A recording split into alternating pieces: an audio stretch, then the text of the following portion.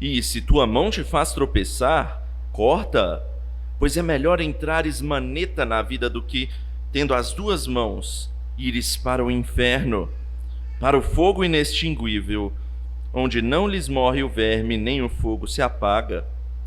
E se teu pé te faz tropeçar, corta-o. É melhor entrares na vida aleijado, do que, tendo os dois pés, seres lançado no inferno, onde não lhes morre o verme, nem o fogo se apaga. E se um dos teus olhos te faz tropeçar, arranca-o.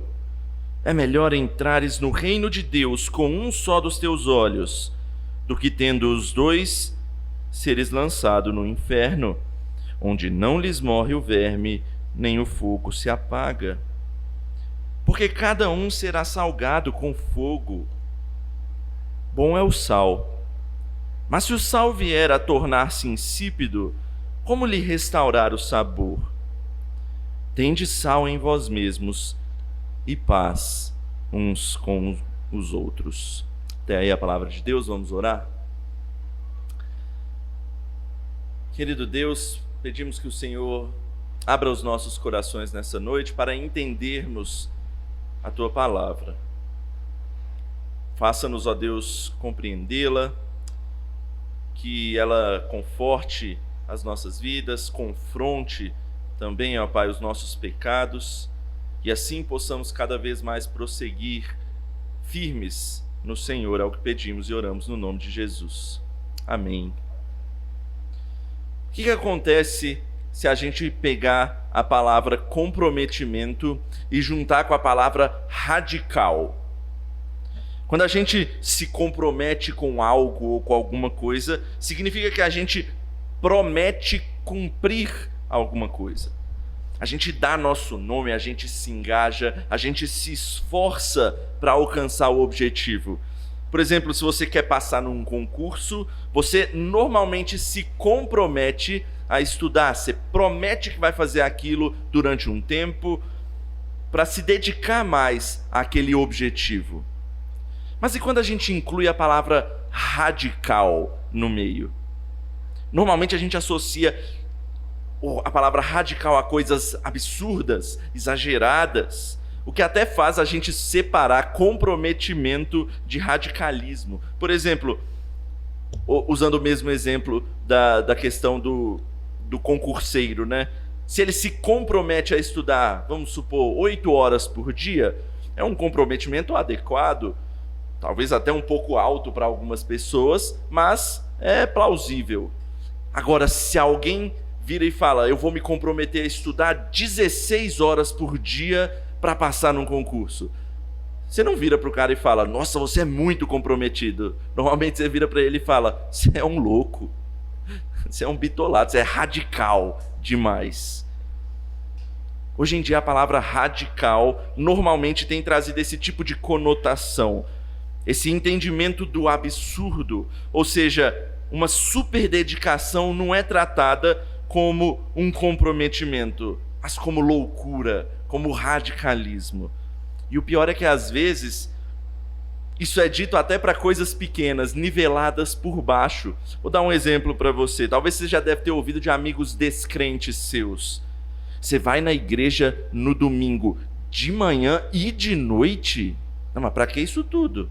Isso é radical demais, que comprometimento é esse?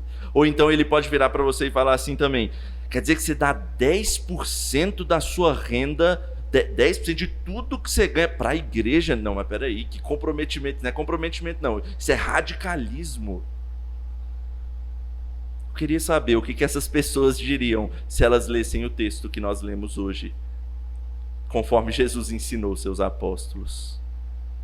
Porque se essas coisas são consideradas radicais, o que será que é o comprometimento exigido por Jesus aqui nesse texto?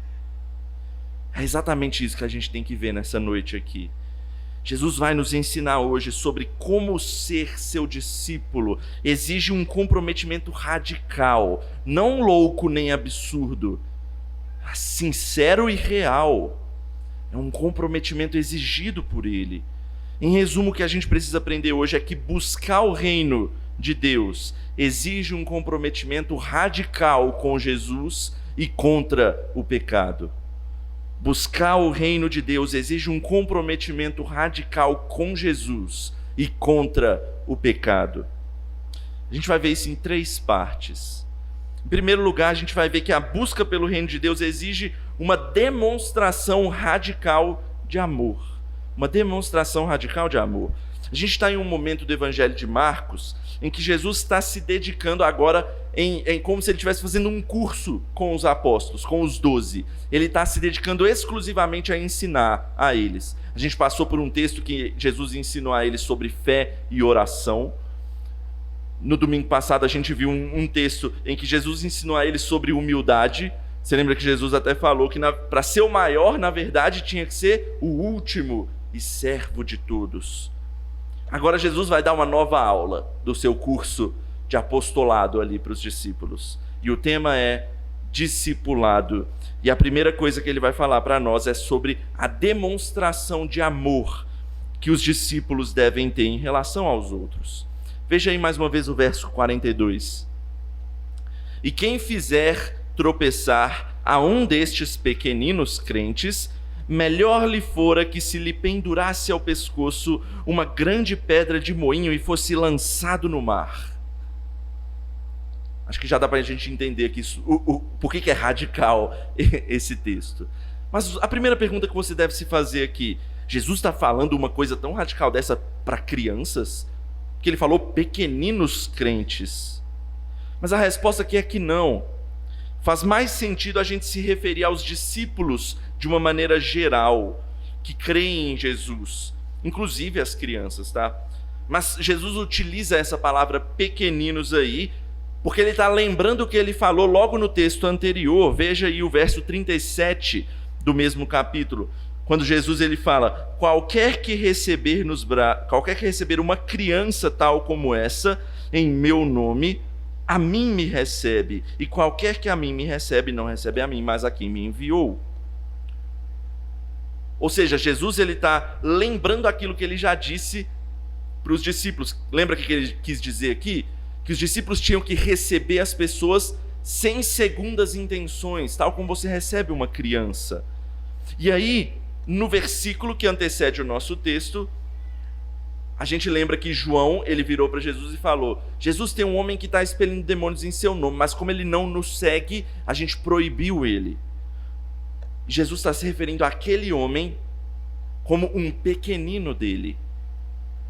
Jesus está concatenando as ideias aqui. Em resumo, ele está seguindo o que ele começou a ensinar no texto anterior. Ao fato de João e os apóstolos terem proibido aquele homem, o pequenino, da fala de Jesus, de fazer o que devia. Eles estavam menosprezando a fé daquele homem, daquele pequenino de Jesus. Ou seja, João o estava colocando em situação de tropeço, que é o que Jesus fala nesse versículo aqui. Proibindo que aquele homem agisse em nome de Jesus, afastando esse pequenino de Jesus. Junto a isso, Jesus ainda junta as ideias do versículo anterior, de que quem faz as coisas em nome de Jesus ganha recompensa. Lembra que ele fala ali do galardão? Ainda que seja oferecer um simples copo de água, se fizer em nome de Jesus, terá recompensa diante do Senhor. Agora ele vai mostrar o oposto, E se você fizer o oposto disso? Se você colocar alguém em posição de tropeço, ou seja, fazer alguns dos pequeninos de Jesus tropeçar, a resposta já não é mais uma recompensa, mas é uma consequência. E que pesada consequência ele coloca aí para nós: amarrar uma pedra de moinho e se jogar no mar. Sabe o que é uma pedra de moinho? Uma pedra gigantesca que era usada para poder moer os grãos. Aí ficava roçando uma pedra gigante na outra e moendo os grãos. Era uma pedra enorme, extremamente pesada. E Jesus está falando que era melhor, se você fizer algum dos seus pequeninos tropeçar, dos seus discípulos tropeçar, que uma pedra dessa fosse amarrada e ele fosse jogado no mar. Essa primeira parte do texto é radical por causa dessa conclusão de Jesus.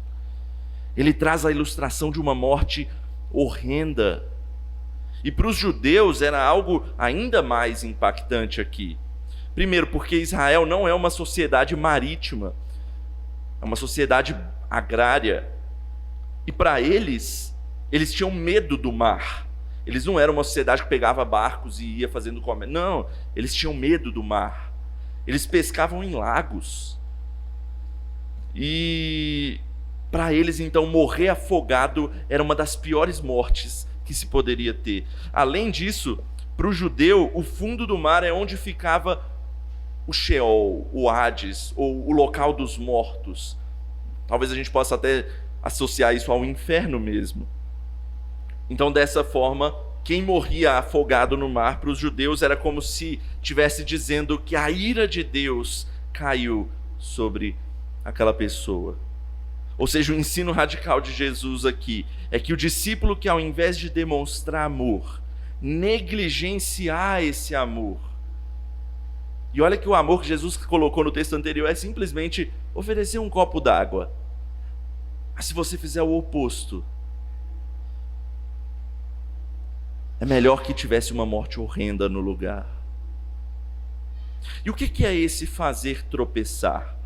A palavra grega aqui, eu vou até falar, vocês já vão associar a qual palavra trouxe para nós. Esse fazer tropeçar em grego é escandalizein, que vem da nossa palavra escandalizar.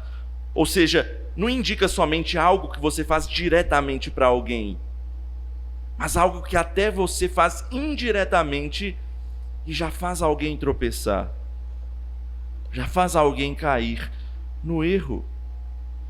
E nós, muitas vezes, caímos nisso. Às vezes você não tem nem intenção, mas o seu proceder faz alguém tropeçar. E olha que perigo é isso. Vou dar alguns exemplos aqui de como nós, muitas vezes, levamos outros a tropeçar, sendo má influência. Sabe quando você faz corpo mole no trabalho? Se você está errando, mas um cristão, ao ver você fazendo isso, pode vir a tropeçar. Ou então, quando você, isso mais na faculdade, né? Busca trabalhos prontos na internet para apresentar. Ou então, quando você compartilha algo que não deve na sua rede social, isso é má influência. E isso pode atingir e fazer os pequeninos de Jesus tropeçarem. Ou então, de forma mais direta, quando nós incentivamos pessoas a fazerem coisas erradas. Sabe uma forma que é muitas vezes velada? A fofoca. Fofoca é uma coisa que acontece várias vezes. E às vezes, quando alguém fala alguma coisa ruim para você, você fica irado com aquela pessoa, o que você faz? Ao invés de buscar reconciliação, você começa a contar para as pessoas, para os seus amigos, para as pessoas do seu lado. Não para que elas só fiquem sabendo, mas para que elas fiquem com raiva junto com você. Isso é fazer o outro tropeçar de forma direta. Ou ainda quando a gente dá conselhos errados. Sabe quando tem um casal passando por dificuldade? E aí, você é amigo de uma das partes desse casal. Aí quando você chega lá, ao invés de você buscar, virar para ela e aconselhar o perdão, a reconciliação, você vira para ela e fala: pô, bota no sofá para dormir, senão você não vai aguentar. Ou então você dá aquela ótima recomendação, né? Para ser irônico aqui, dá um gelo nele, que aí ele vai voltar arrependido e você vai sair por cima. Meus irmãos, espera-se esse tipo de coisa do mundo. Espera-se de descrentes esse tipo de atitude. Não é isso que é esperado de um cristão, mas muitas vezes a gente cai nesse tipo de erro. A reação do cristão tem que ser radical contra isso. É demonstração de amor, de buscar o caminho correto, ainda que isso rebaixe o seu orgulho, ainda que isso te faça ficar em baixa com a galera. Ainda que isso faça de você para usar os termos do momento, cancelado. O discípulo de Cristo, ele busca o amor, ele demonstra o amor, ele evita a toda forma possível fazer com que algum irmão venha a tropeçar, ainda que seja respondido com ódio para ele. Isso é radical, porque a consequência de fazer o oposto disso é muito radical, como Jesus coloca aqui. Era melhor, ao invés, se você fizer alguém tropeçar, era melhor que você tivesse com uma corda amarrada numa pedra de moinho ser lançado ao mar.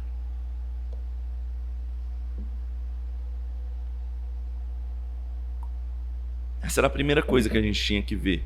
Demonstração de amor radical. Mas o texto continua radical e parece que fica ainda mais. Porque essa busca do reino de Deus exige esse compromisso radical, porque em segundo lugar, Jesus ele vai mostrar para nós que ele exige uma solução radical para o pecado.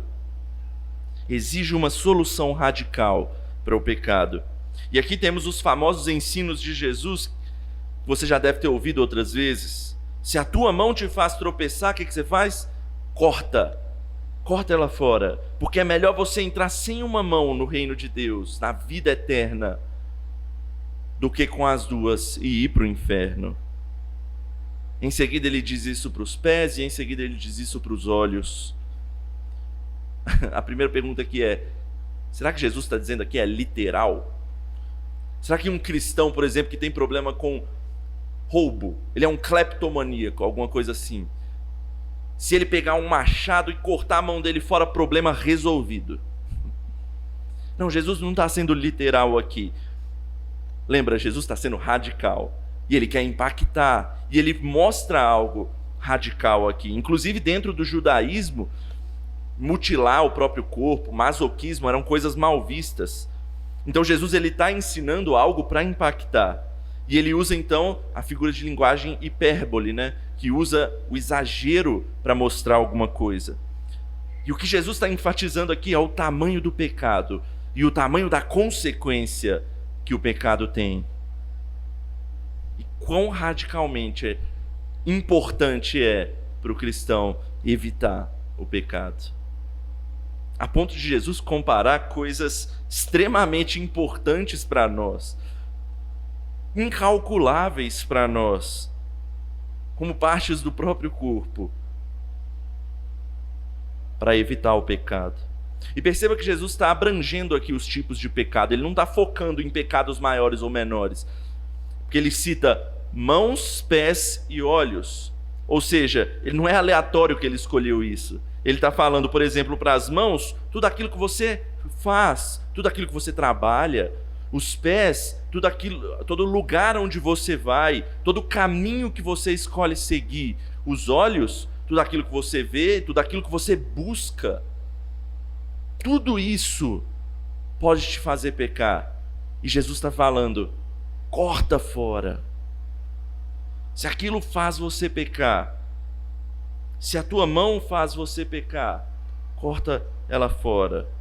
E a pergunta é, o que é que te tem feito tropeçar? Seria, por exemplo, aquele seriado picante que você tem assistido sozinho? Jesus vira para você e fala, corta fora. Ele não está falando só desliga a TV, ele está falando corta fora, cancela a assinatura, tira isso da sua vida de alguma forma.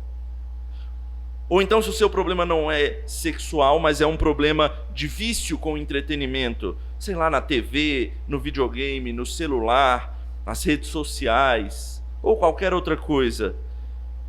Você já até tentou aplicar limites contra isso, mas você sempre volta ao recorrente erro.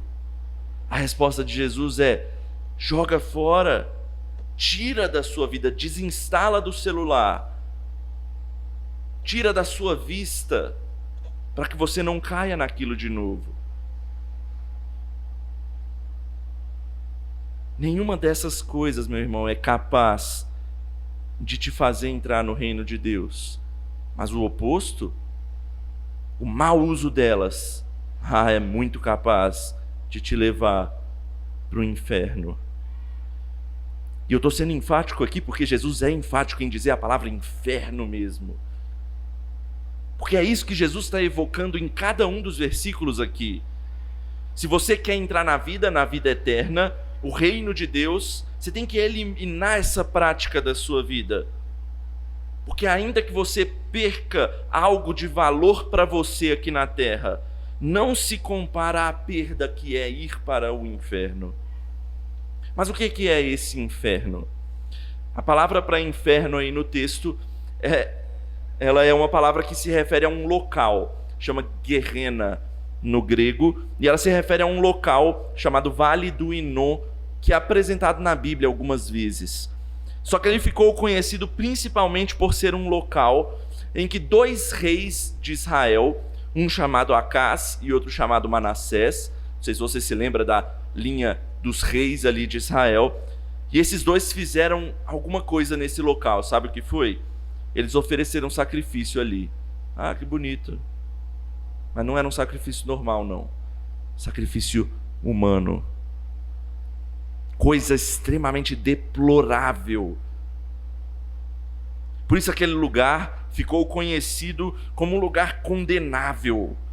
E tornou-se símbolo da ira de Deus, símbolo de impureza, do pior lixo que a humanidade poderia produzir. Jesus está usando uma palavra pesada para referir-se ao inferno. E ele completa a descrição desse inferno ainda, ao dizer que é o local de fogo inextinguível, ou ao dizer lá no versículo 48, onde não lhes morre o verme, nem o fogo se apaga. Jesus está dizendo que é um local de tormento, de impureza, de deploração infinitos, onde não há mais solução para escapar. E existe um entendimento errado aqui para alguns cristãos que tentam amenizar isso daqui. Eles creem que os ímpios, ao final do mundo, serão aniquilados. Essa visão se chama aniquilacionismo. Não sei se você já ouviu falar, mas o aniquilacionismo diz que quando o mundo acabar, os ímpios eles vão desaparecer, eles vão ser aniquilados.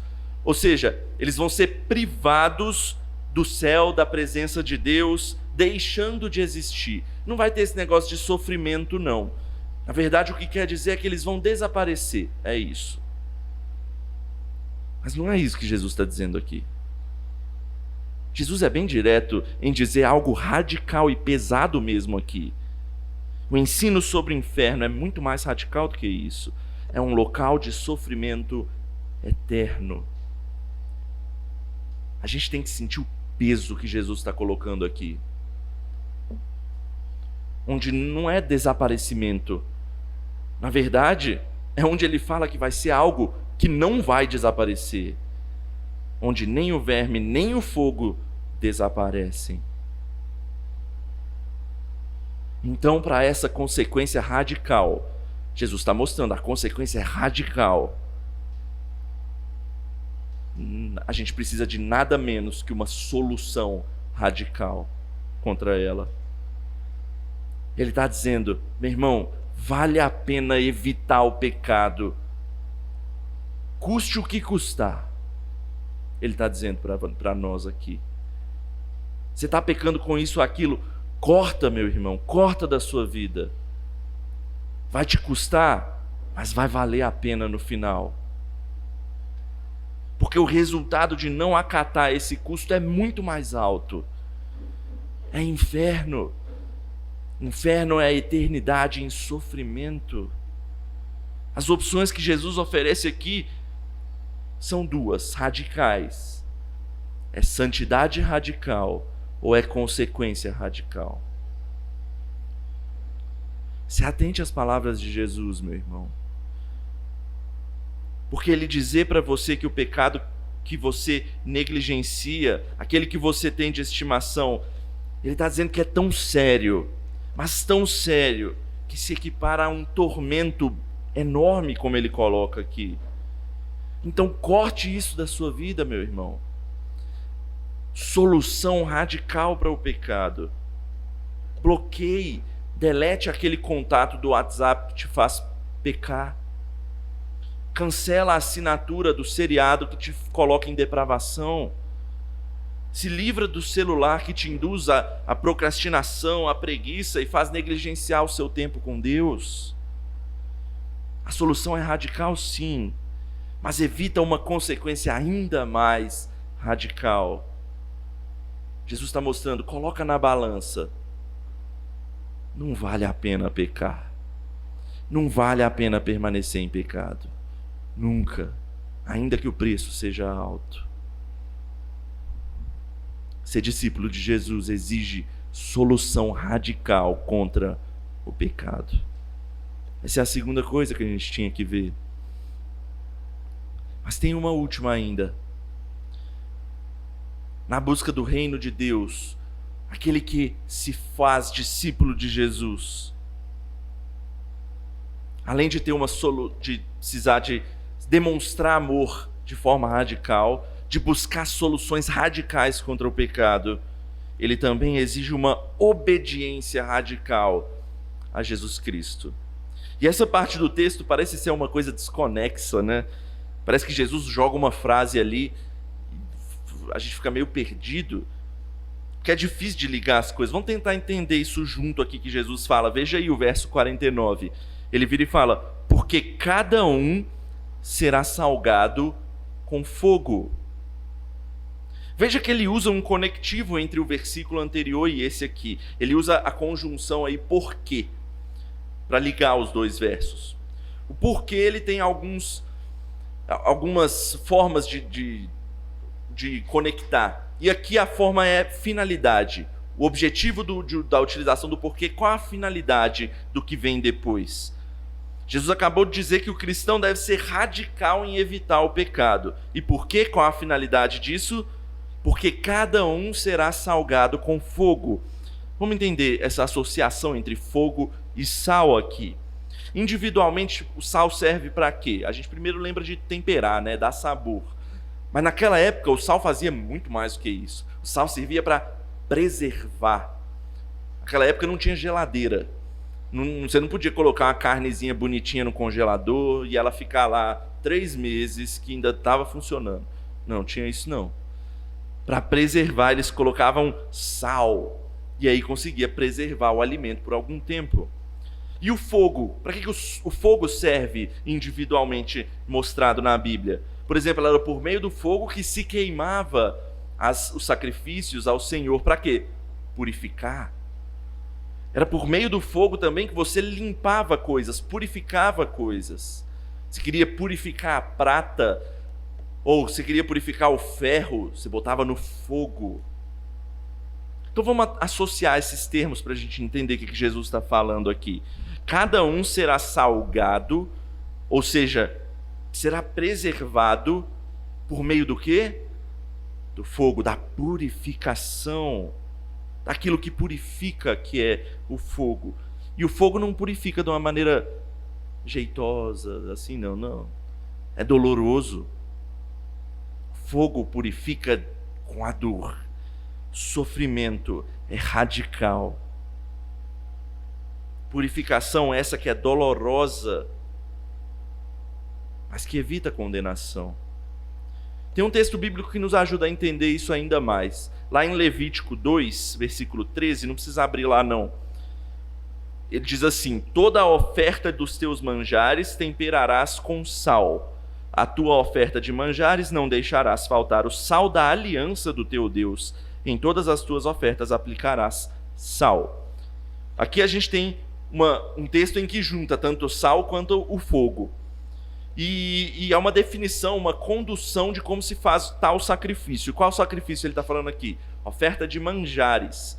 Essa oferta, esse sacrifício, ele não envolve animais. Ou seja, não é um sacrifício de pagar pecado ou algo assim. Quando a pessoa fazia esse sacrifício, ela estava dizendo o quê? Eu estou me consagrando ao Senhor.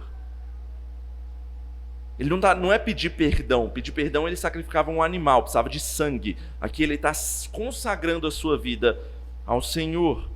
Então o que Jesus está dizendo aqui é que para você se preservar diante de Deus, vai ter um sofrimento nesse mundo. Mas é assim que a gente se consagra a Ele. Vai envolver dor, representada pelo fogo, mas diante dele nós ficaremos purificados. Eu lembro de uma música, quando eu leio esse texto, que a gente cantava antigamente nas igrejas. Lembra? Acende o fogo em mim. O povo cantava feliz essa música. A música começa: não deixe o meu amor se esfriar, acende o fogo em mim. Daí a pessoa logo pensava: isso, tem que botar fogo nesse povo, ou seja, tem que aquecer, esse povo tem que ficar animado. Mas não é bem isso que a música está dizendo, não. Logo em seguida a música diz o quê? Meu ser, meu coração você conhece. Ó, vem me corrigir, acende o fogo em mim. O que a gente estava cantando nessa época aí, quando cantava essa música? Deus, desce o fogo para corrigir a sua igreja, para limpar, para purificar, para preservar, ainda que venha a doer um pouco. Preserva a tua igreja.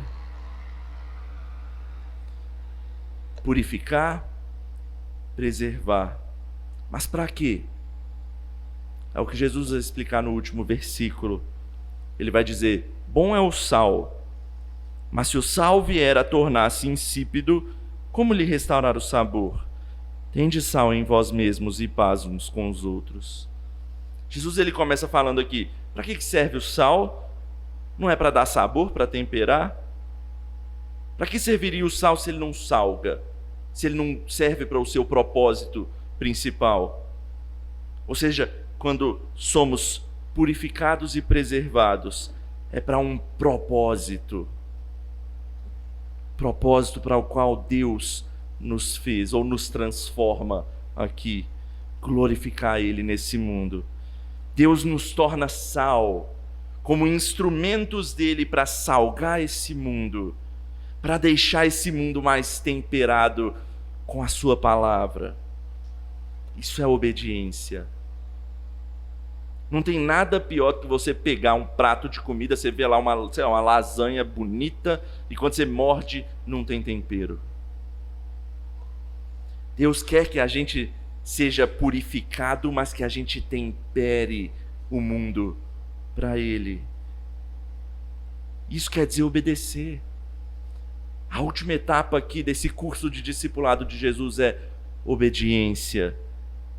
Ele pega você, antes rebelde, pecador, que ele disse no outro texto que merecia até o inferno, mas agora ele pega você e transforma em algo útil para Ele.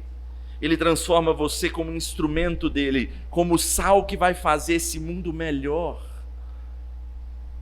Você é útil, meu irmão. Quando Deus te separa para Ele, quando Deus te purifica para Ele, Ele te torna útil nesse mundo. Mas me deixa explicar isso melhor. Lembra da solução radical do pecado? Arrancar fora da sua vida aquilo que te faz errar? Pois então, Jesus está dizendo para nós aqui que só arrancar fora não basta. Você precisa ser purificado e começar a obedecer. Ou seja, quando você arranca fora, você substitui aquilo que você jogou fora por algo que é bom. Comprometimento radical é quando você elimina aquilo que te faz tropeçar e substitui por aquilo que te faz crescer. É quando você para de fazer o seu irmão tropeçar, e ao invés disso você faz o seu irmão ficar mais firme. Agora o texto está completo. É isso que Jesus quer mostrar para nós no discipulado. E Paulo ele explica isso, não precisa nem de eu ilustrar, porque o apóstolo Paulo já ilustrou para a gente. Abra sua Bíblia assim agora, lá em Efésios capítulo 4.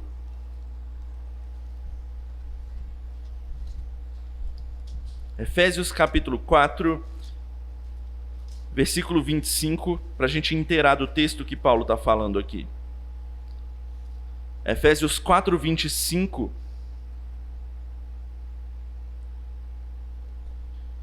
Na verdade, o anterior aí, Efésios 4, 22. Olha o que diz. No sentido de que, quando ao trato passado, vos despojeis do velho homem, que se corrompe, segundo as concupiscências do engano, e vos renoveis no espírito do vosso entendimento, e vos revistais do novo homem, criado segundo Deus, em justiça e retidão procedentes da verdade. Ou seja, o velho homem você joga fora, e agora você é um novo homem em Cristo Jesus. Mas Paulo vai ilustrar isso. Verso 28.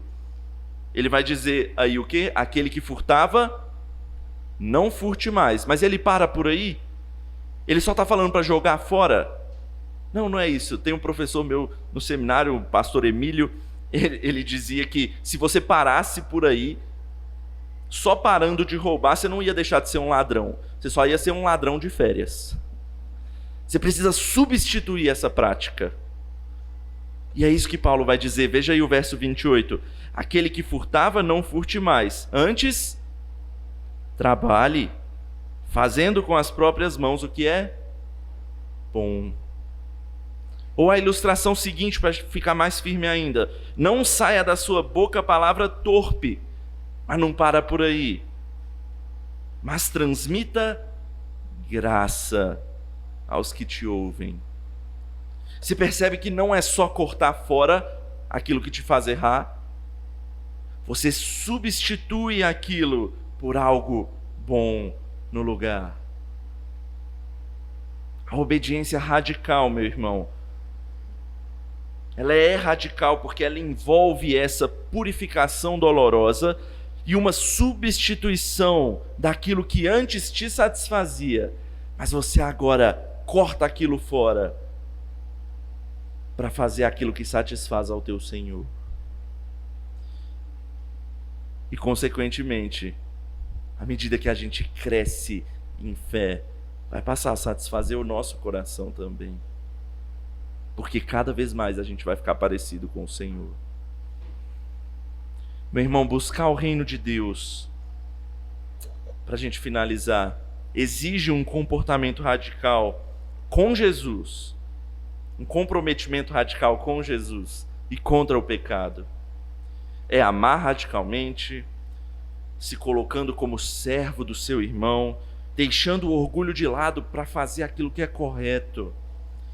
É também evitar o pecado radicalmente, cortar fora aquilo que te afasta de Deus e, por fim, obedecer radicalmente, substituindo aquilo que te afastava por aquilo que agora te aproxima e provê crescimento, aquilo que salga e preserva esse mundo deteriorado pelo pecado. Mas, meu irmão, uma última coisa, pense nesse comprometimento radical. Será que é possível a gente se comprometer assim, radicalmente? Será que é possível nós, pecadores, porque a gente sabe que a gente continua errando, será que é possível a gente amar radicalmente, a gente evitar radicalmente o pecado e a gente obedecer radicalmente? A exigência é radical mesmo. E quando eu olho para mim, meu irmão, eu falho até nas coisas que eu nivelo por baixo. Se eu já falho no comprometimento comum, que dirá quando a exigência é radical? O que a gente faz? A boa notícia do Evangelho responde para nós. Eu vou usar uma ilustração aqui. Você conhece aquele boneco João Bobo? Você bate nele assim, ele vai para o chão e volta. Você bate nele de novo, ele nunca vai ficar no chão, ele sempre volta a ficar de pé. Não importa o que você faça, ele não vai ficar no chão. Ele cai, ele volta, ele cai, ele volta. Isso acontece porque ele tem uma base, porque ele tem um fundamento nele que faz ele sempre ficar de pé, que faz ele sempre se erguer. E a mensagem do Evangelho para nós é que Deus faz isso por nós. Ele exige comprometimento radical. Ele sabe que a gente vai cair, mas Ele nos deu um fundamento que nos faz seguir de pé. E esse fundamento se chama Cristo, a pedra fundamental. Ele amou tão radicalmente a você que sofreu a consequência radical do pecado por você. E ele conquistou a solução radical do pecado, não cortando membros do seu próprio corpo, mas dando inteiro para você a sua própria vida. E ele teve o modo de vida radical, a obediência perfeita nesse mundo, onde ele não errou sequer uma vez. O alento final, depois de um texto difícil como esse, para nós, é que ser um discípulo de Cristo é difícil, sim, exige muito, exige comprometimento radical nosso. Mas a gente pode saber, meu irmão, que se Cristo é o nosso fundamento, e a gente falhar, porque a gente vai falhar, Ele te coloca de pé de novo, independente do que aconteça. Vamos orar? Senhor Deus, nosso querido e amado Pai, nós louvamos o Senhor, ó Pai, pelo Teu Filho que veio a esse mundo, ó Pai, fazer aquilo que nós não conseguimos fazer. E foi algo radical. Foi o Deus Todo-Poderoso se tornando carne e habitando no meio de um povo rebelde. Mas só assim, para que nós pudéssemos evitar a consequência radical que é a rebelião contra o Senhor. Louvado seja o nome do Senhor Jesus, que nos coloca de pé. Ainda que caiamos, ainda que erremos várias e várias vezes nesse mundo, porque o pecado ainda habita em nós. Mas louvado seja o nome do Senhor, porque Jesus Cristo, por meio da sua morte na cruz do Calvário, nos faz justificados diante do Senhor. Nós agradecemos ao Senhor por tudo isso. E é no nome de Jesus que oramos. Amém. Vamos cantar uma última vez?